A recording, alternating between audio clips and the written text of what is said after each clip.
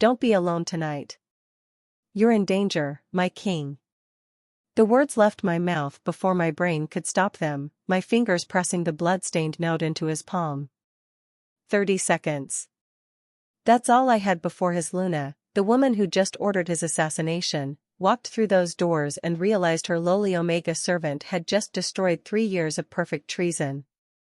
His storm-gray eyes locked onto mine, and I felt it, the snap, the pull, the impossible bond that shouldn't exist between a king and a nothing like me. The doors groaned open.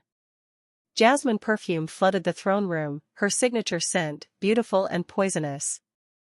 I dropped into a curtsy, praying he'd read the note before midnight. Before the silver blade hidden in the musician's lute case found his throat. Because I'd just heard her plan his murder in the wine cellar. And now she was about to realize someone had been listening. If you believe loyalty means speaking truth even when it could cost you everything, hit subscribe to SERAPHINA'S romance stories right now. Only those who'd let an innocent king die to save their own skin would scroll past. Don't be one of them. Chapter 1. 3 hours earlier, I'd been invisible. That's what Omegas were in the Stormridge court, ghosts in homespun, fetching wine and lighting candles while alphas and betas decided the fate of kingdoms. I'd perfected the art of disappearing, of making my heartbeat quiet, my scent suppressed beneath lavender soap and kitchen smoke. For 6 months, I'd served in the castle's lower chambers, keeping my head down and my mouth shut. It kept me alive. It kept me beneath notice. Until I descended into the wine cellar and heard Luna Valkyria condemning her own husband to death. The cellar was older than the castle itself, carved into the mountain's belly when the first Stormridge claimed these lands. Stone walls wept with moisture, and shadows gathered in corners where torchlight couldn't reach.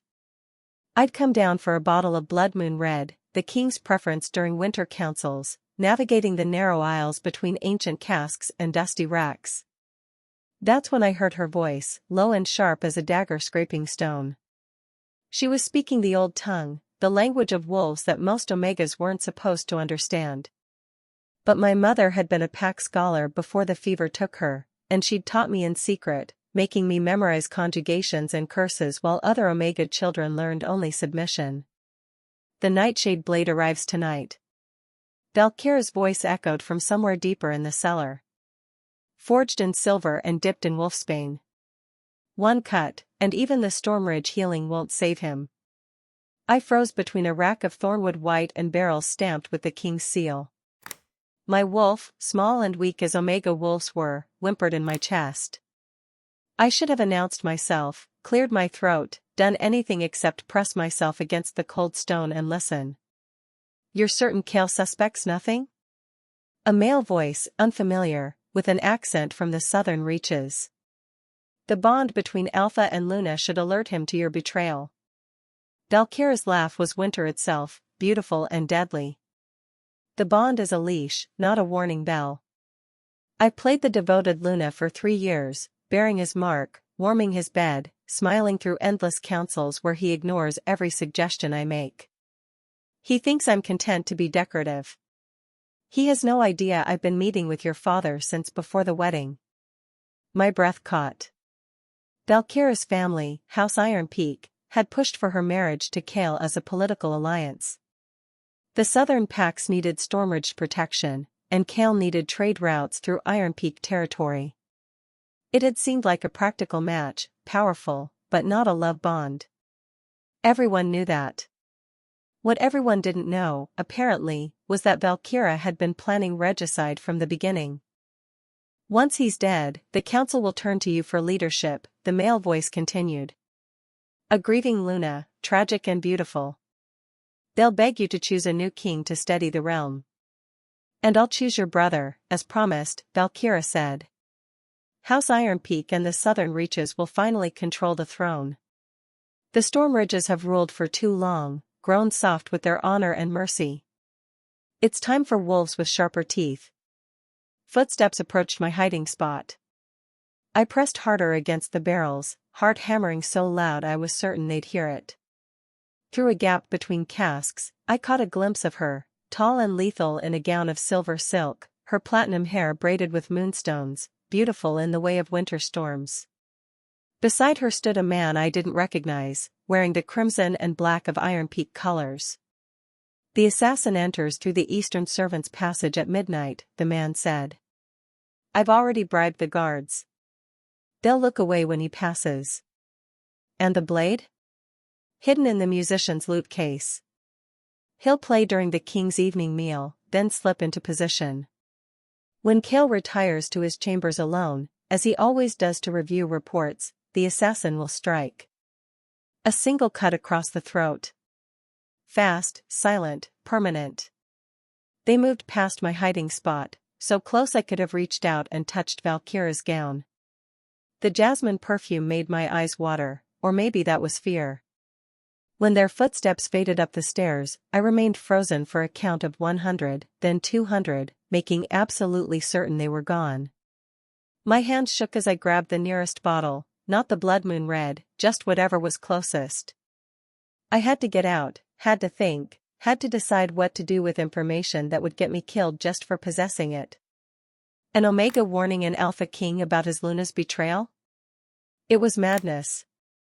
He'd never believe me. Worse, he might think I was part of the plot, some clever distraction while the real assassin struck. Omegas didn't approach kings. We didn't speak unless spoken to. We certainly didn't accuse Lunas of murder. But if I said nothing, Kale Stormridge would die tonight. I thought about the king, not as the distant figure on the throne, but as the alpha I'd observed over 6 months of invisible service. I'd watched him stay late into the night reviewing petitions from the smallest villages. I'd seen him kneel to speak with Omega children visiting the castle, making himself small so they wouldn't fear him. I'd witnessed him overturn a judgment that would have executed a beta accused of theft, instead ordering the man's family be given work and food. Kale Stormridge was the only king in 5 generations who'd suggested Omegas should have seats on the lower councils. The only alpha who'd outlawed Omega breeding contracts. The only ruler who'd even considered that strength wasn't just about dominance. If he died, everything he'd been building died with him. And Valkyra would choose a new king who'd roll back every protection, every small step toward Omega rights. I couldn't let that happen. But I also couldn't just walk up to him and explain. Guards would stop me. Advisors would dismiss me. Valkyra herself might be watching, ready to eliminate anyone who threatened her plan. So I needed to be clever. I needed to be an Omega, invisible, beneath notice, unexpected. I needed to slip him a warning the way servants had passed secret messages for centuries, hidden in plain sight. I climbed back up to the castle's main level, my mind racing faster than my feet. The evening meal would be served in 2 hours. The king always requested wine with dinner. I was assigned to the royal level tonight. If I could just get close enough, if I could just create one moment of contact. But what would I write? How could I make him believe me? I ducked into the servants' quarters, the narrow room I shared with 3 other Omega girls who were currently working the kitchens. My hands were still shaking as I pulled out the small knife I used for mending quills and pressed it against my thumb. The pain was sharp and immediate, blood welling bright red. I had no ink, no time to find any. But blood? Blood would show him I was serious. Blood was an Omega's most valuable commodity in a world of alphas, we didn't spill it lightly. I pressed my thumb against a scrap of parchment, letting the blood smear across the surface as I wrote in the old tongue, the language Valkyra thought no Omega could speak. *, don't be alone tonight. They come at midnight through the eastern passage. The musician carries the blade. Trust no one, especially she who shares your bed. An Omega who would rather die than serve a false king *. I folded it into quarters, small enough to hide in my palm, and pressed it against my heart as I whispered a prayer to the moon goddess. Then I tucked it into the hidden pocket all Omega dresses had, the one place alphas never searched because they never thought Omegas had anything worth hiding. The dinner bell rang, deep and resonant through the castle's stone halls. It was time. Protect the truth if you'd risk everything to expose a traitor, even knowing it could cost you your life. If you'd rather stay silent and let evil win, you might as well close this video now. Real ones know justice is worth fighting for. Chapter 2. The throne room blazed with firelight from 24 iron braziers, heat rolling off stone walls carved with centuries of pack history. King Cale Stormridge sat at the head of a massive table hewn from a single ancient oak, his shoulders filling out the black ceremonial armor reserved for formal councils. The crown of his house, iron and silver twisted into howling wolves, rested on his brow, catching the light like captured lightning. He looked every inch the warrior king. At 28, Cale had already survived 2 coup attempts, a border war with the eastern clans, and a childhood that would have broken weaker alphas. His father had been murdered when Cale was 16, forcing him to take the throne before most alphas even completed their first shift. He'd held the kingdom together through sheer will and strategic brilliance. And tonight, his own Luna was going to cut his throat. I entered through the servant's door, carrying a tray of crystal goblets that probably cost more than my life. 6 other Omegas moved through the room like synchronized ghosts, setting out plates and arranging silverware with practiced precision. We'd been trained never to look directly at the alphas, never to speak unless answering a direct question, never to exist beyond our function. Perfect for hiding a treason. Valkyra sat at Cale's right hand, resplendent in that silver gown, her smile radiant as she laughed at something the northern ambassador said. She played the part flawlessly, the supportive Luna, the gracious hostess, the alpha female who complemented her king's strength. Even her scent was perfectly modulated, a blend of winter roses and steel that spoke of nobility and power. No one would ever suspect her. That was her genius. I moved along the table's edge, filling wine goblets with steady hands that betrayed none of the terror rioting through my body. Each step brought me closer to Cale, closer to the moment I'd either save his life or seal my own death. 3 seats away. 2 seats away. 1. My wolf, that small frightened creature that lived half suppressed in my chest, suddenly surged forward with an emotion I'd never felt before, mine. I stumbled, nearly dropping the wine bottle. The alpha scent rolling off Cale Stormridge hit me like a physical blow, pine forest after rain, wood smoke, something wild and ancient that called to every buried instinct I possessed. It was the kind of scent that made Omegas go liquid and willing, the kind that was supposed to make us submit and offer our throats. But mixed with it was something else. Something that felt like recognition, like coming home, like a hook buried in my chest suddenly pulling taut. No. No, no, no. This couldn't be happening. Not now. Not with him. Omegas didn't have fated mates, that was alpha and beta territory. We had heat cycles and compatibility and pack bonds, but not this. Not the soul-deep certainty that this person was meant to be yours. Except my wolf was crooning mine, and my body was betraying me with every breath, pulling in his scent like it was oxygen itself.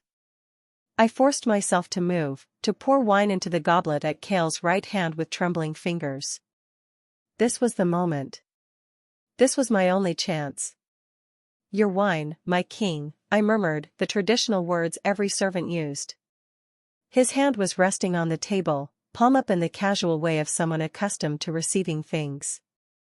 I set the bottle down and reached for my pocket in one smooth motion, palming the folded parchment as I'd practiced 100 times. Our fingers touched as I pressed the note into his hand. Lightning. That's what it felt like. Pure electricity jumping from his skin to mine, making every nerve ending in my body ignite. His storm-gray eyes snapped to my face, widening with something that looked like shock, like recognition, like the same impossible realization currently destroying my world. I held his gaze for one precious second, breaking every rule, committing the kind of eye contact that could get an Omega whipped. But I needed him to understand. I needed him to see that this wasn't a game, wasn't a trick, wasn't anything except desperate truth. Don't be alone tonight, I whispered, barely moving my lips. You're in danger, my king. Then I dropped into the lowest curtsy, breaking the contact, letting my hair fall forward to hide the tears suddenly burning my eyes. Not from fear, from the overwhelming rawness of finding your fated mate and knowing you could never, ever claim him. When I straightened, he was staring at the note in his hand like it was a venomous snake. His jaw clenched, tendons standing out in his neck, and for a terrifying moment I thought he was going to call the guards, have me dragged away for the presumption of touching a king. Then Valkyra's hand settled on his shoulder, possessive and poisonous. "Is something wrong, my love?" The doors at the throne room's entrance crashed open. A man in minstrel's motley entered, carrying a lute case, his smile bright and harmless. But I'd heard Valkyra's words in the wine cellar, "The musician carries the blade." My blood ran cold. The assassin was already here. And Kale hadn't read the note yet. The minstrel began to play, a cheerful tune about harvest moons and hunter's luck. He positioned himself near the king's chair, fingers dancing over strings, his other hand occasionally dropping to the lute case propped at his feet. Where the nightshade blade waited. I couldn't breathe. Couldn't think. Every instinct screamed at me to do something, say something, throw myself between the king and the blade if necessary. But then Kale's fingers curled around the note, sliding it beneath the table where Valkyra couldn't see. His eyes found mine across the room, holding my gaze with an intensity that made my knees weak. He gave the slightest nod. He understood. Relief nearly dropped me to the floor. But it was followed immediately by fresh terror because understanding the threat didn't mean he could stop it. The assassin was right there, close enough to strike. Valkyra was watching him with those calculating eyes. And I was just an Omega with no weapons, no authority, no way to protect the man my soul had just decided belonged to me. Kale stood abruptly, his chair scraping back. "I require the parchments from my study. The northern border dispute won't resolve itself through feasting." His voice carried the absolute command of an alpha king, no room for argument, no suggestion of weakness. Valkyra's smile tightened. "Surely it can wait until after dinner, my love. You work too hard. Work is why we have peace, my Luna." His tone was respectful but firm. Then he turned to his head guard, a grizzled beta named Marcus who'd served 3 Stormridge kings. "Accompany me. And bring 6 of your best." Marcus's eyebrows rose. Taking 7 guards to fetch documents was unusual, but he nodded. "As you command, my king." Kale's eyes found mine again, just for a heartbeat, and the message in them was clear, "I believe you. Stay alive." Then he strode from the room, guards falling in around him like a moving fortress. The minstrel's fingers faltered on the strings, his smile freezing. Valkyra's hand clenched on her wine goblet hard enough to make the crystal crack. I'd just thrown every careful plan into chaos. The assassin couldn't strike with 7 guards present. Valkyra's scheme had just collapsed. And she knew exactly whose fault it was. Her eyes cut to me across the room, and the promise in them was crystal clear: "You're dead." Hit like if you believe people who plot murder in secret deserve to be exposed. If you think Valkyra's betrayal is somehow justified, well, we know what side you're on. Choose wisely. Chapter 3. I didn't make it 3 steps out of the throne room before hands grabbed me from behind, yanking me into a side corridor. I opened my mouth to scream but a palm clamped over my face, and Valkyra's voice hissed in my ear like poisoned honey. "Not a sound, little Omega. Unless you want the guards to find pieces of you scattered through the servants' wing." She hauled me deeper into the corridor, away from the main halls where other servants might see. My wolf thrashed in panic, but she was too small, too weak to fight an Alpha Luna's strength. I was dragged like a doll through a hidden doorway I hadn't even known existed, down a spiral staircase that plunged into the castle's underbelly. We emerged in what looked like an old storage chamber, empty except for broken furniture and decades of dust. A single torch guttered on the wall, throwing more shadow than light. Valkyra threw me against the stone, and I hit hard enough to knock the air from my lungs. "You insignificant little wretch." She loomed over me, and for the first time I saw her without the beautiful mask. Her face was twisted with rage, lips pulled back to show lengthening canines. Do you have any idea what you've just destroyed?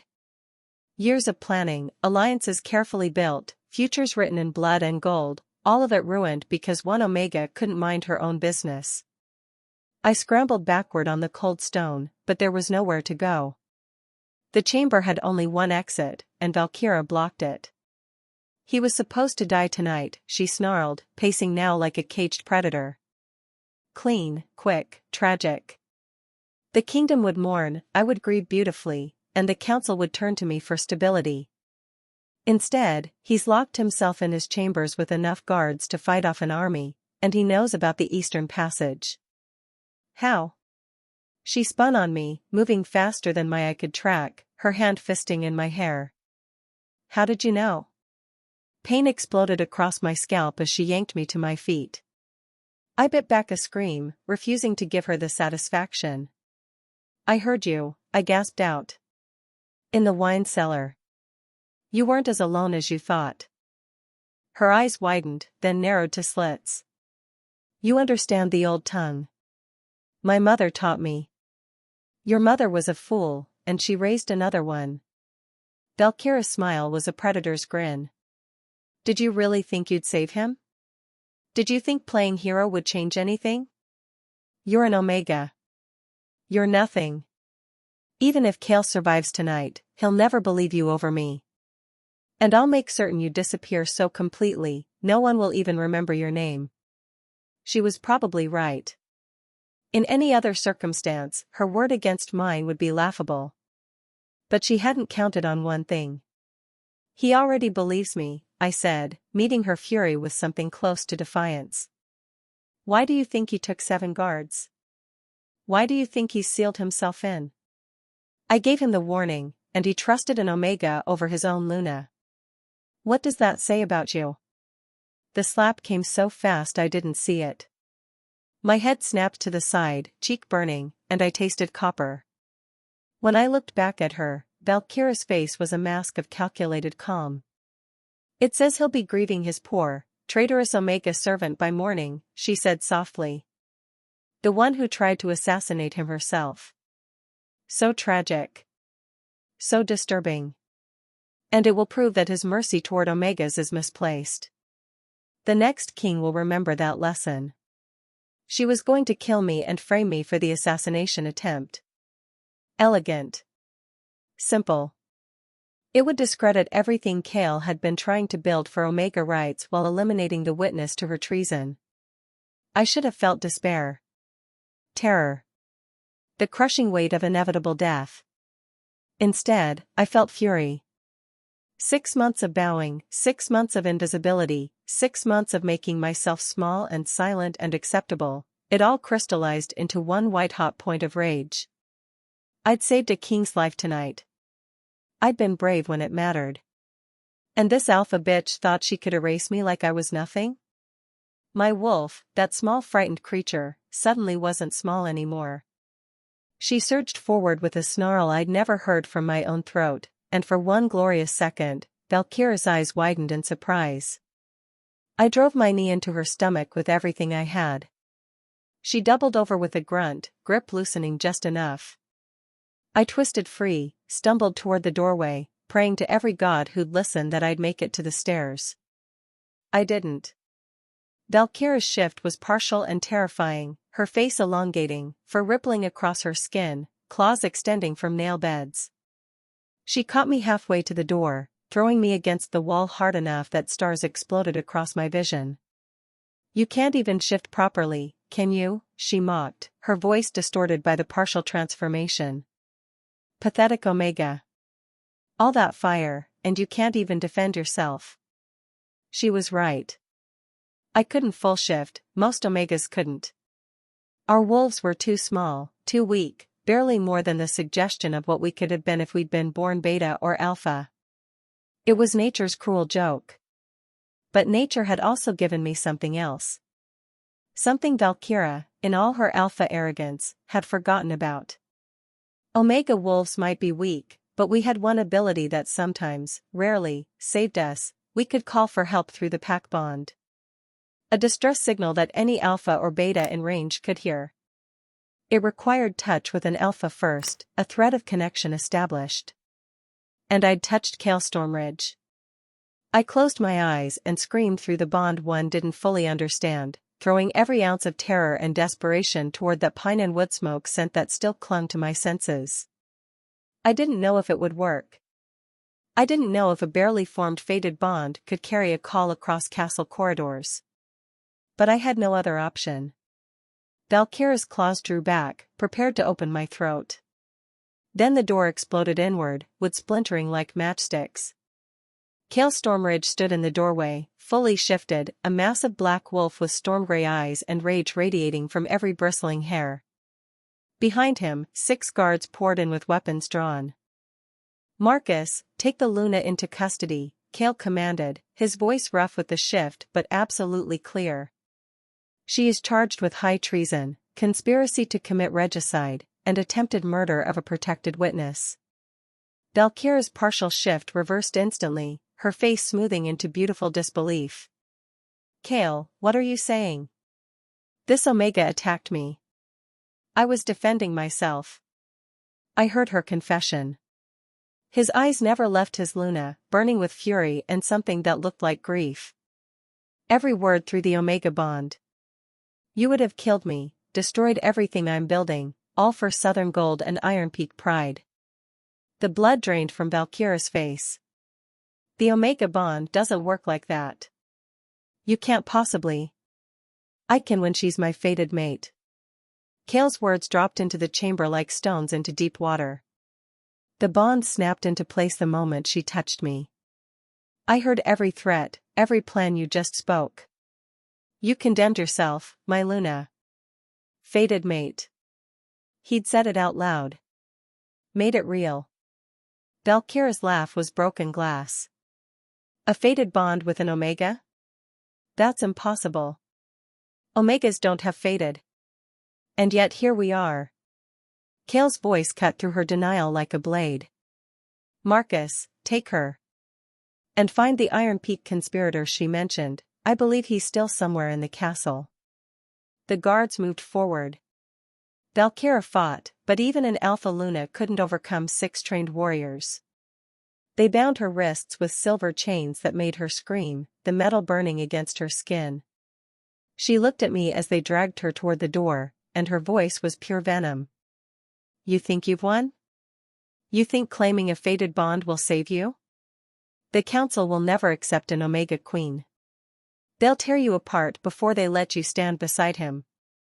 "Perhaps," Kale said softly. "But they'll have to go through me first." When the guards had taken her away, silence filled the chamber. Kale shifted back to human form, a fluid transformation that left him standing in torn clothes, breathing hard, looking at me with an intensity that made my knees weak. "You called for me," he said. "Through the bond. I didn't know if it would work. It worked." He took a step closer, then another, giving me time to retreat if I wanted. "I didn't. I heard your terror. Felt your pain. And I've never moved faster in my life."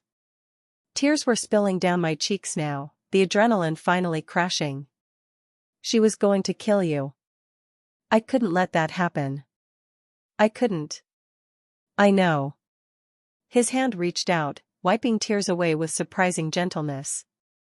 "You saved my life, little Omega. And you nearly died for it." "I'm not little," I protested weakly. "I'm average height." His laugh was surprised and raw. "What's your name? I've had you in my household for 6 months and never asked your name." "Juniper." "Juniper." He tested it like wine. "The moon goddess has a vicious sense of humor, doesn't she? Giving me a fated mate on the same night my Luna tries to murder me." "You don't have to," I started, but he pressed a finger to my lips. Don't tell me I don't have to claim you, or that you understand if I reject the bond, or any other self-sacrificing nonsense. I've spent 3 years married to a woman who wanted me dead. I'm not walking away from the one person the goddess says is actually mine. The council will fight it." Valkyra was right about that. Let them try. His thumb traced my jawline, and fire followed everywhere he touched. I'm the king. I've survived 2 coups and a border war. I can survive angry counselors. His expression softened. But only if you want this. I'm not going to force you into a bond you don't choose. Even if it's fated. I looked up at him, at this warrior king who'd believed a warning from an Omega he didn't know. Who'd charged into danger when I called. Who was offering me a choice that no Omega ever got. I want it, I whispered. I want you. The kiss was inevitable. Necessary. His mouth claimed mine with a hunger that spoke of more than just tonight's terror, and I kissed him back with everything I had. The bond between us flared bright and hot, settling into place like a key in a lock. When we finally broke apart, both breathing hard, Cale rested his forehead against mine. We're going to have a very complicated tomorrow. Then let's worry about it tomorrow, I said. Tonight, let's just be alive. Subscribe to SERAPHINA'S romance stories if you believe fate is worth fighting for, even when the world says it's impossible. Only people who'd let others dictate their destiny would ignore this. Don't be them. Chapter 4. Dawn broke cold and harsh over the Stormridge court, painting the throne room in shades of ice and steel. I stood beside Cale's throne, not behind it like a servant, not cowering in the shadows like an Omega should. Beside. Equal. The council was not pleased. 7 alphas and 3 betas filled the chamber, their combined disapproval a physical weight pressing against my skin. Lord Ravencrest of the Northern Reach looked like he'd bitten into rotten meat. Lady Shadowfen kept curling her lip like I smelled offensive. Even Marcus, who'd saved me last night, looked deeply uncomfortable with my presence. Valkyra knelt in the center of the room, silver chains gleaming against her torn gown. She'd been stripped of her Luna title, her house colors, everything except the bitter fury burning in her eyes. The Iron Peak conspirator, her cousin, it turned out, knelt beside her. Cale sat on his throne in full ceremonial armor, the crown of his house catching the morning light. He looked every inch the warrior king, cold and commanding and utterly in control. His voice, when he spoke, carried the weight of absolute authority. The evidence is clear. Luna Valkyra Iron Peak conspired to commit regicide, planned to usurp the throne, and attempted to murder a member of my household. The penalty is death. Silence. Then Lord Ravencrest cleared his throat. My king, no one disputes the Luna's crimes. But we must address the other matter. You mean my fated mate? Cale's tone could have frozen fire. An Omega, your majesty. Lady Shadowfen's voice dripped disdain. The council respects your right to claim a fated bond, but surely you understand the impossibility of an Omega Luna. They cannot lead warriors, cannot command respect, cannot save their king's life? I interrupted, my voice ringing clearer than I'd expected. Cannot risk everything to expose treason? Cannot do what your Luna, an alpha, failed to do, remain loyal? The chamber erupted in outraged murmurs. Omegas did not speak in council. Omegas did not interrupt their betters. I'd just violated a dozen unwritten laws. Cale's hand found mine, squeezing once. I'm with you. The Omega speaks truth, he said, his voice cutting through the noise like a blade. Juniper showed more courage and honor in one night than some of you have shown in lifetimes of service. She is my fated mate, blessed by the moon goddess herself. And she will stand as my Luna. The people will never accept, Lord Ravencrest began. The people, Cale interrupted, standing now, his presence filling the room, will accept what their king decrees. As will this council. I did not ask for your blessing. I informed you of reality. And if we refuse to recognize this bond? Lady Shadowfen challenged. Cale's smile was sharp as broken glass. Then I'll remind you of what happened to the last people who tried to override my decisions. Valkyra, how is that working out for you? The former Luna's hands clenched in her chains, but she said nothing. Furthermore, Kale continued, I'm establishing new laws. Omegas will have voting representatives on all councils. Omega children will receive the same education as alphas and betas. And any house caught operating breeding contracts will lose their lands and titles. This kingdom has survived for 500 years by adapting. We'll adapt again. The council members looked at each other, the calculations clear on their faces. Challenge their king and possibly start a civil war? Or accept changes they hated but could live with? Self-preservation won. It usually did. Lord Ravencrest bowed stiffly. As you command, my king. The others followed suit, though their submission tasted bitter. I could feel their resentment like needles against my skin. This wasn't over. Not really. They'd push back in 100 small ways, make my life difficult, test Kale's commitment to protecting me. But we'd won the first battle. Kale turned to Valkyra, and something in his expression shifted, not to cruelty, but to the weight of justice long delayed. You wanted my throne. You wanted my death. You nearly destroyed everything I built. For that, the sentence is death by silver. Your cousin will join you. Valkyra lifted her chin, proud even in defeat. I should have married the Southern King instead. He would have appreciated my ambition. Perhaps, Kale agreed. But you'd still have been a traitor. Take them. Guards moved forward, hauling both prisoners to their feet. As they were dragged toward the door, Valkyra's eyes found mine one last time. You haven't won anything, little Omega. You've just painted a target on your back. Sleep well in your glass castle, it shatters so easily. Then she was gone, and I was left standing in a throne room full of alphas who resented my existence, wearing an Omega's plain dress among nobles in silk and jewels, holding the hand of a king who'd just made me the most controversial Luna in 500 years of history. Well, Kale murmured, quiet enough that only I could hear, that went better than expected. I looked up at him, at the slight smile tugging at his mouth despite everything, and felt something crack open in my chest. Not fear.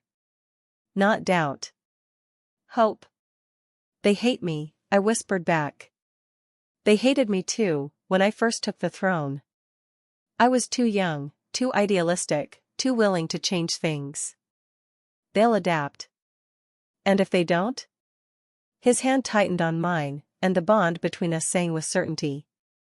Then they'll learn what happens when someone threatens what's mine. The morning stretched ahead of us, full of angry nobles and impossible challenges and a kingdom that would fight us every step. But Kale had meant what he said, we'd face it together. Monster and Omega, King and Luna, fated mates against a world that didn't believe we could exist. I'd been invisible for so long. Now I was the most visible Omega in the 5 kingdoms. And I was ready. If you believe people should be judged by their courage, not their rank, hit that subscribe button and comment justice over tradition. Only those who'd rather keep Omegas oppressed would ignore this story. Choose your side. Chapter 5. 3 months later, I stood at the window of the king's chambers, my chambers now, ours, watching snow fall across the Stormridge Mountains. The coronation as Luna had been 2 weeks ago, conducted under a full moon with every house in attendance, witnessing history whether they wanted to or not. It had been the most terrifying night of my life. More terrifying than Valkyra's threats, more terrifying than facing death in that wine cellar. Because this time I wasn't just surviving. I was claiming a place that no Omega had ever held. The ceremony had been beautiful and brutal. Kale had marked me in front of the entire court, his bike claiming me as his mate where everyone could see.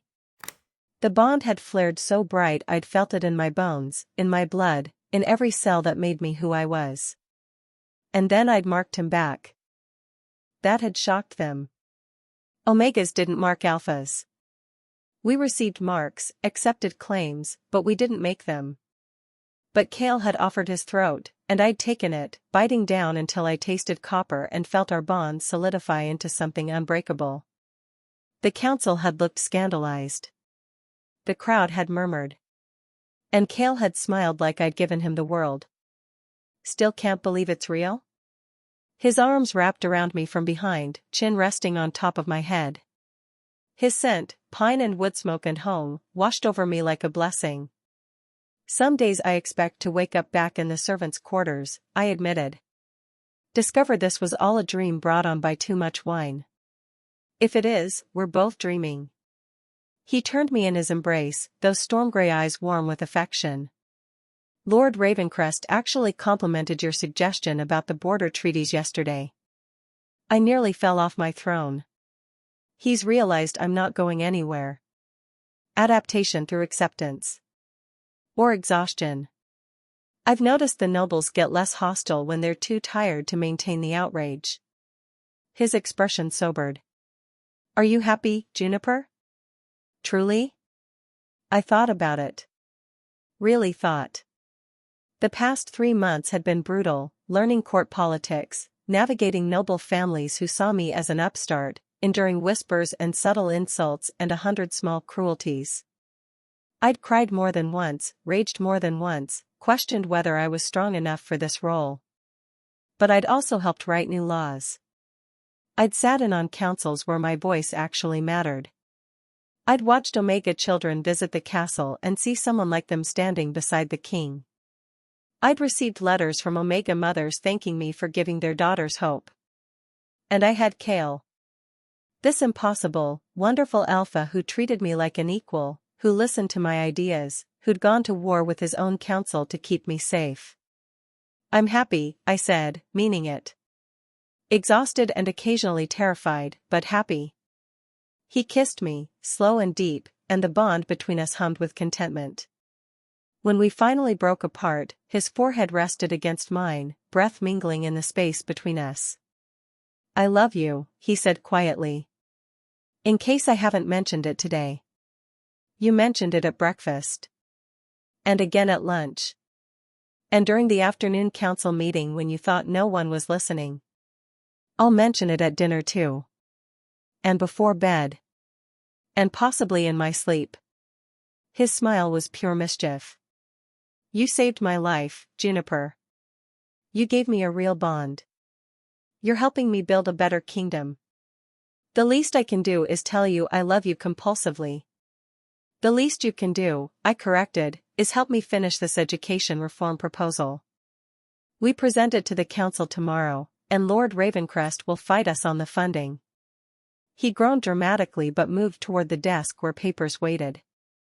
This was our life now, stolen moments of intimacy between endless work, building something that might outlast us both. It wasn't the fairy tale people imagined when they spoke of fated mates. It was better. It was real. That night, as we lay tangled together in sheets that still smelled faintly of pine, Kale's hand traced lazy patterns on my spine. Do you ever regret it? Giving me that note? Never. Not even when the nobles are particularly insufferable? Not even then. I propped myself up on one elbow, looking down at him. You asked me once how I had the courage to warn you. Want to know the truth? Always. I thought about what kind of kingdom I wanted to live in. One where Omega stayed silent and let evil win? Or one where we fought back, even knowing we might lose? I traced his jawline, feeling stubble rasp against my fingers. I chose to fight. And I'd choose it again, every time. He pulled me down into a kiss that tasted like promises and forever. Outside, snow continued to fall, covering the world in white. Inside, we built our empire, not through violence or conquest, but through stubborn hope and the radical belief that even Omegas deserved crowns. The moon goddess had given me a fated mate on the same night I became brave enough to claim him. I'd given her my invisibility in return. Fair trade. If this story reminded you that courage isn't about rank or power, it's about choosing to act when others stay silent, then subscribe to Seraphina's romance stories right now. Comment: I choose to fight if you believe justice is worth the risk. Only those who'd rather hide than stand up would ignore this. Don't be one of them. This channel tells stories about people who refuse to be invisible. Be one of them.